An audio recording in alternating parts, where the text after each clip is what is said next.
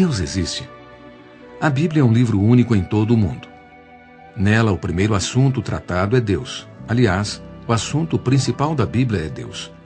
O primeiro versículo da Bíblia diz: "No princípio criou Deus os céus e a terra." Os cientistas têm explorado o universo por muito tempo. Como resultado de suas pesquisas, eles descobriram que o universo é um sistema bem ordenado, o que, evidentemente, reflete a existência de um grande plano. Antes de considerarmos o que a Bíblia diz acerca de Deus, veremos o que o universo fala sobre ele. Deus é proclamado por meio do universo. À noite, olhe para o céu. Os astrônomos calculam que existem mais de 100 bilhões de estrelas em nossa galáxia e afirmam que pode haver bilhões de galáxias no universo.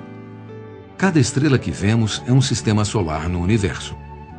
Nosso sistema solar tem como centro o Sol, em torno do qual gravitam 9 planetas em perfeita sincronia.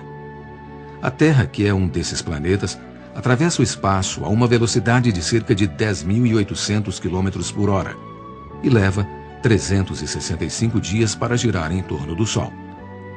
Esse fato é assombroso, quando comparamos, por exemplo, a um trem que viaja a uma velocidade 1000 vezes menor e muitas vezes não consegue chegar às estações no horário determinado. Além disso, a Lua gira ao redor da Terra com o ritmo e órbita próprios.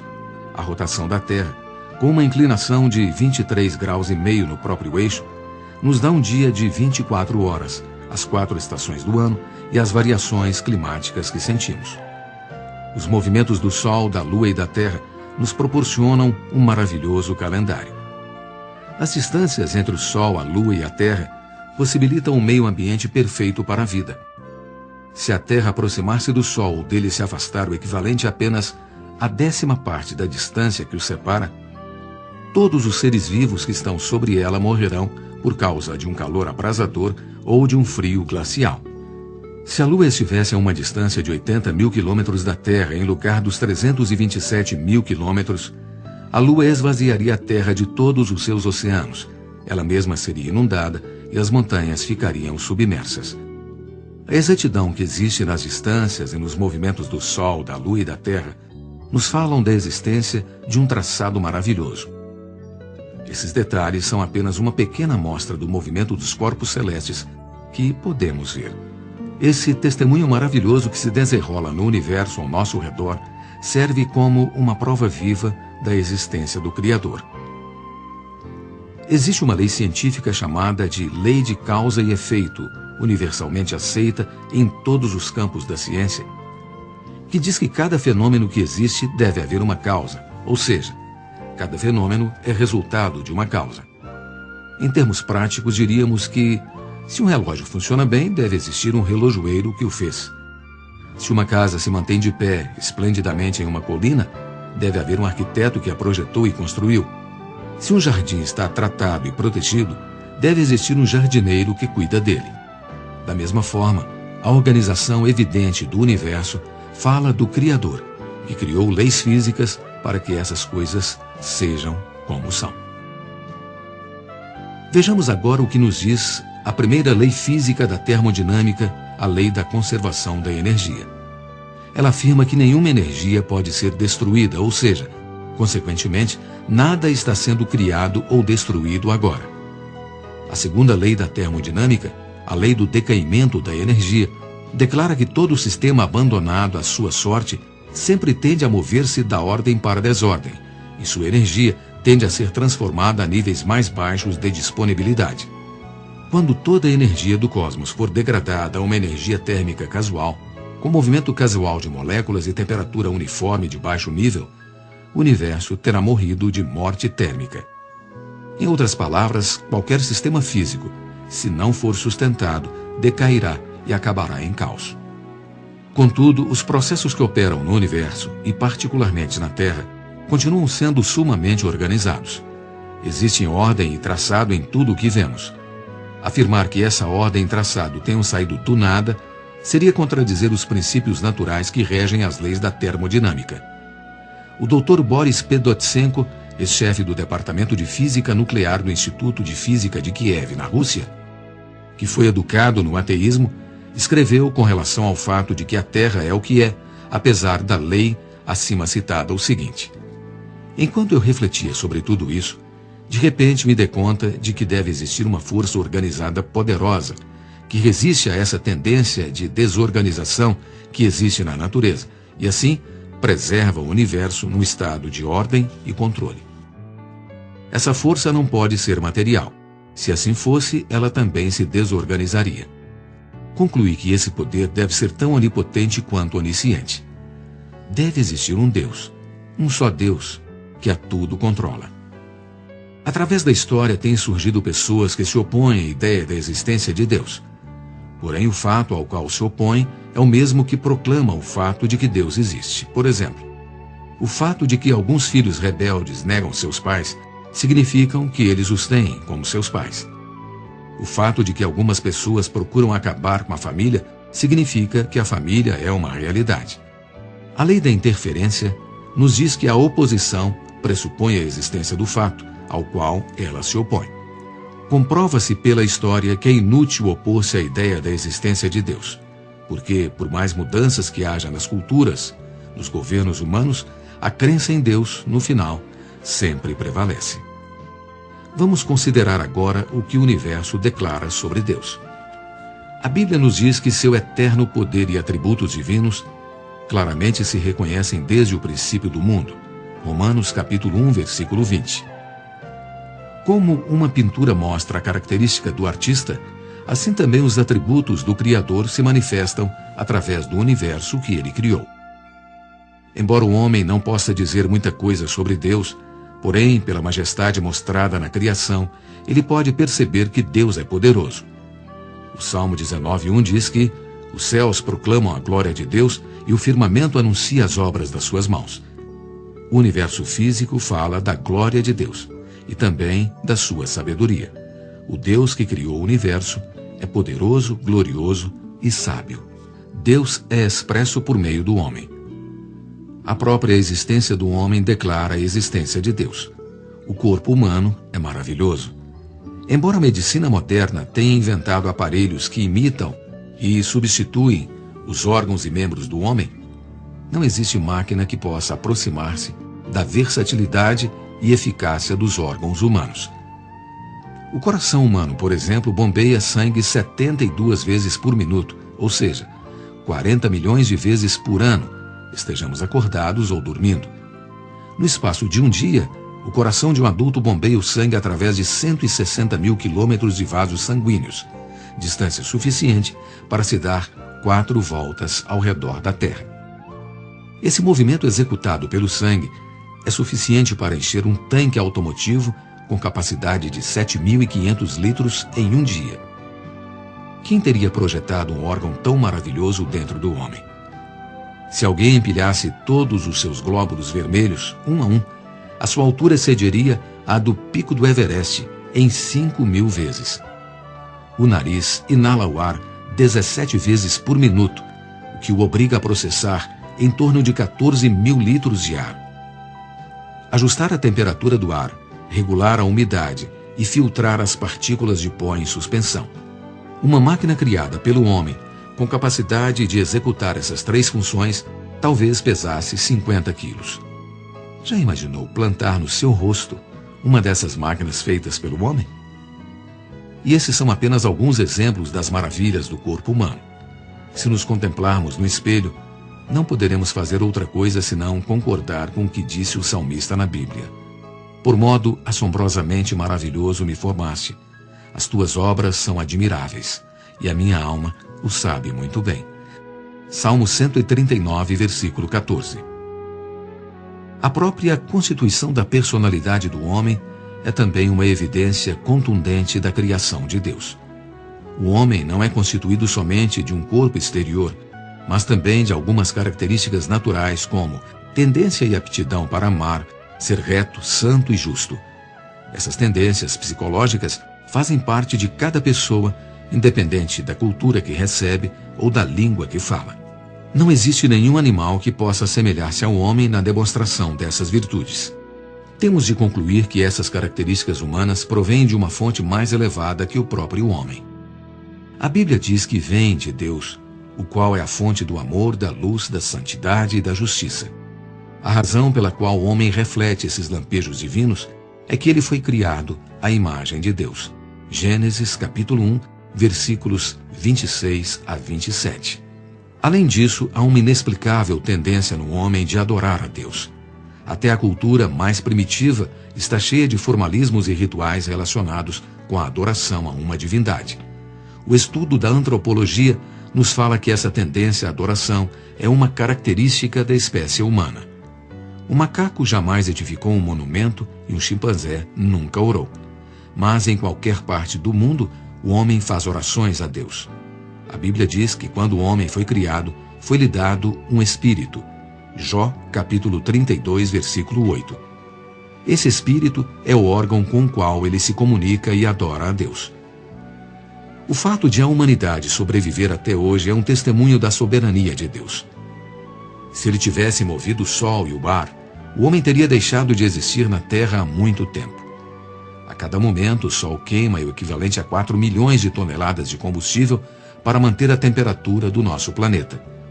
Se Deus cobrasse do homem por toda essa energia, este teria de pagar por dia cerca de 160 trilhões de dólares. No entanto, toda a luz e energia do sol e todo o ar vem a nós gratuitamente. Como diz a Bíblia, Ele mesmo é quem a todos nós dá vida, respiração e tudo mais. Atos capítulo 17, versículo 25, parte B. Os antigos poetas gregos declararam: porque dele, de Deus, também somos geração. Atos capítulo 17, versículo 28, parte B.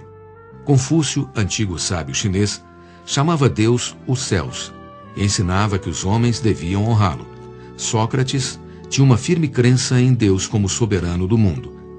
Paulo, na Bíblia, diz que nele vivemos e nos movemos e existimos. Atos capítulo 17, versículo 28, parte A. Um dos mais famosos escritores da Rússia, Leon Tolstói, repetiu as palavras de Paulo quando escreveu: Deus é aquele sem o qual ninguém pode viver. Sem Deus, a história do homem não poderia ter evoluído da forma como aconteceu. Deus está por trás de tudo o que acontece entre os homens. Ele é o soberano, o rei que está acima de todos os reis. O Império Romano do primeiro século perseguiu os cristãos, mas no final, o imperador Constantino converteu-se ao cristianismo. Quando Hitler atacou a Inglaterra e em outra frente invadiu a Rússia, durante algum tempo parecia que ele, Hitler, prevaleceria. Porém, Deus, em sua soberania, não permitiu que aquele exército avançasse. No transcurso da história da humanidade, ainda que as forças malignas prevaleçam por um certo tempo, no final a bondade sempre vence. Nenhum déspota ou tirano poderá estabelecer seu reino para sempre. O rei Nabucodonosor do antigo império babilônico jactou-se de sua própria glória e por isso viveu como um animal por um tempo determinado, até que se humilhasse ante o Todo-Poderoso. Os constituintes dos Estados Unidos da América tiveram de reconhecer, ao olharem para o passado e analisar o árduo caminho que os levava àquele momento histórico de autodeterminação, de que é Deus quem permite que um governo se mantenha. Isso explica porque sobre o Capitólio, na cidade de Washington, nos Estados Unidos, estão escritas as seguintes palavras: em Deus confiamos. Essas mesmas palavras estão inscritas na moeda desse país. O curso da história humana é um testemunho claro da existência de Deus. Deus é revelado nas Escrituras. Embora Deus se manifeste de muitas maneiras por todo o universo e por meio do homem, a revelação mais direta dele é encontrada por meio de duas entidades, sua palavra e seu Filho. A palavra de Deus é a Santa Escritura, a Bíblia. A Bíblia nos revela os nomes de Deus. Entre os muitos nomes de Deus que encontramos no Antigo Testamento, usam-se basicamente três: Elohim, Jeová e Adonai. Elohim é um substantivo plural hebraico. Implica na ideia de aquele que é forte e fiel. Deus não só é forte, como também é fiel. Ele é forte em poder e fiel em palavra. Jeová significa eu sou o que sou, o que revela que Deus é aquele que existe em si próprio e para sempre. Ele é aquele que era no passado, que é no presente e que há de ser no futuro. Adonai significa Senhor e marido. Por um lado, Deus é o Senhor do homem. Por outro, é o marido também. No Novo Testamento há muitos outros títulos, tais como Pai, Senhor, Jesus Cristo e Espírito Santo. Todos estes nomes nos revelam o que Deus é. A vida dos patriarcas é evidência contundente da atuação de Deus na vida do homem. As experiências dos patriarcas e os seus escritos mostram como Deus é eterno e como ele cuida dos assuntos do homem e o conduz a conhecê-lo. Se lermos o Antigo Testamento, perceberemos que as leis dadas por Moisés são um quadro de vidro do próprio Deus. Deus é santo, portanto, as leis que ele deu são santas. Deus é justo, portanto, as leis que ele deu são justas. Romanos capítulo 7, versículo 12. O salmista do Antigo Testamento diz-nos que podemos conhecer Deus por meio da lei. Salmo capítulo 9, versículo 16. Sem a lei, ninguém saberia como Deus é. A lei é como uma fotografia. Ela nos mostra como Deus é. Todos os profetas do Antigo Testamento falaram inspirados por Deus. 1 Pedro capítulo 1, versículos 10 e 11, 2 Pedro capítulo 1, versículo 21. Foi Deus quem pôs as palavras de profecia em sua boca. A frase, assim diz o Senhor, se repete com frequência no Antigo Testamento. A sabedoria das palavras dos profetas e o cumprimento das suas profecias têm comprovado que suas palavras são, na verdade, divinamente inspiradas. Uma das profecias mais importantes está relacionada ao destino da nação de Israel. A Bíblia profetizou que os judeus seriam espalhados por todo o mundo, mas no tempo determinado, a nação de Israel seria restaurada e a cidade de Jerusalém seria restituída aos judeus. Essa profecia cumpriu-se com a restauração da nação de Israel, reconhecida e aprovada pela Assembleia Geral da ONU em 1948, e a devolução de Jerusalém aos judeus em 1967. O estabelecimento dessa pequena nação no Oriente Médio é uma prova viva da obra de Deus na história. Nenhum outro livro tem sido tão atacado como a Bíblia.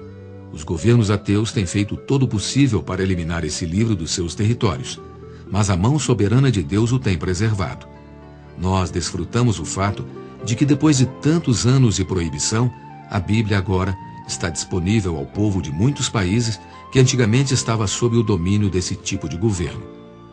Devemos dar-nos conta de que isso somente foi possível pela mão de Deus. A preservação das Escrituras é firme evidência de que Deus está vivo no mundo hoje. Deus se manifesta pelo Filho. Hebreus capítulo 1, versículos de 1 a 3 diz que Deus, tendo falado ao homem de muitas maneiras em tempos antigos, um dia decidiu falar ao homem pessoalmente por meio de Jesus Cristo. Jesus Cristo é Deus vindo a nós em forma humana. Sua vinda nos revelou Deus. João capítulo 1, versículo 18.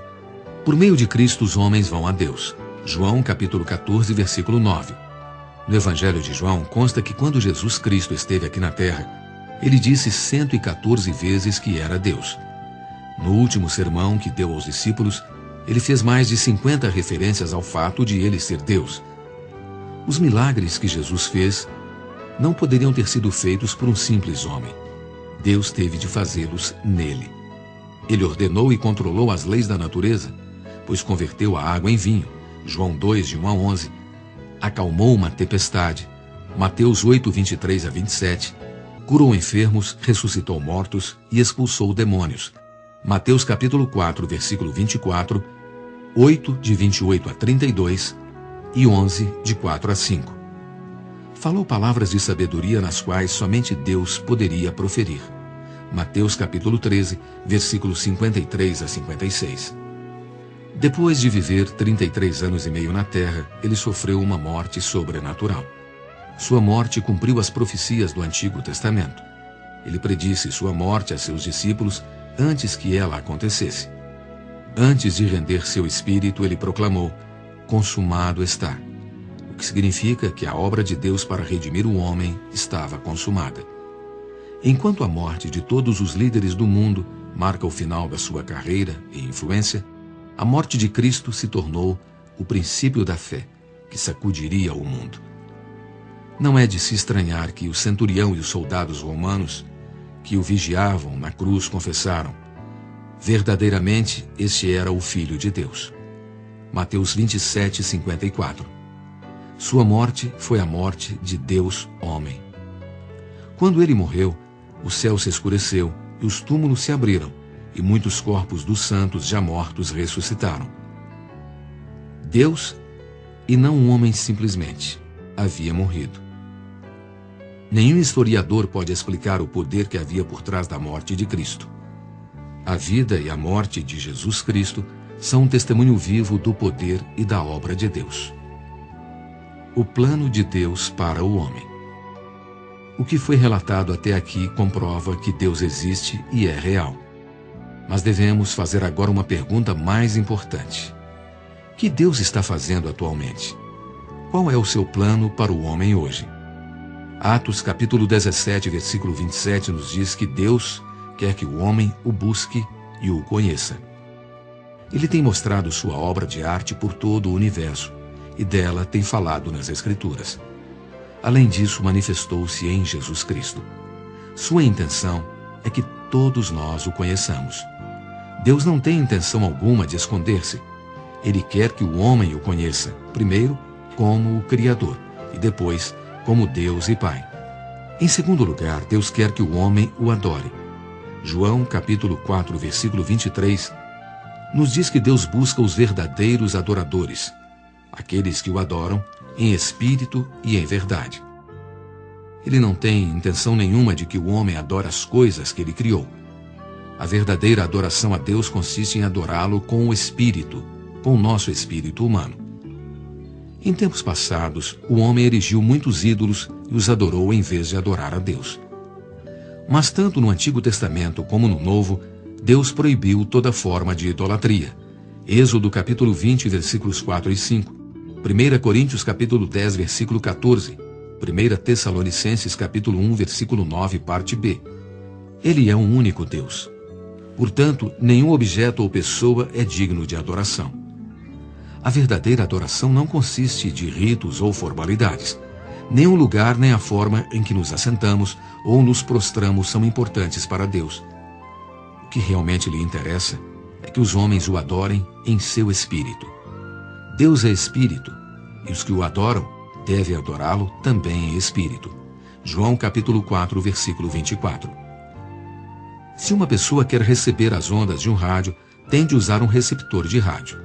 Se um homem quer receber chamadas telefônicas, tem de usar o telefone. Da mesma forma, se um homem quer adorar a Deus e ter contato com Ele, tem de usar o seu espírito humano. Ninguém pode visualizar as cores com os ouvidos e nem pode ouvir música com os olhos.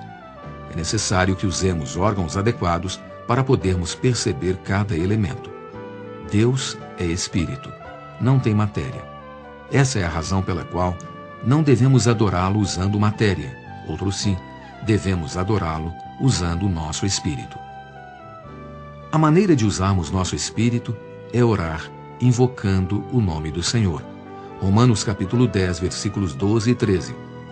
Se abrimos nossa boca e nosso coração e oramos a Deus, nosso espírito o tocará e Deus será uma realidade para nós. O plano final que Deus tem para o homem é que este o expresse. A maneira de expressar a Deus é estar cheio de Deus. Se oramos a Deus e o recebemos, Ele entrará em nós e nos encherá. Já não será um Deus objetivo, externo a nós. Antes, será um Deus subjetivo, dentro de nós. Ele nos encherá dele mesmo e mudará todo o nosso viver. Ser cristão não é meramente aceitar algum credo ou aprender algumas doutrinas. Ser cristão é conhecer a Deus, adorá-lo, expressá-lo e estar pleno dele no seu interior.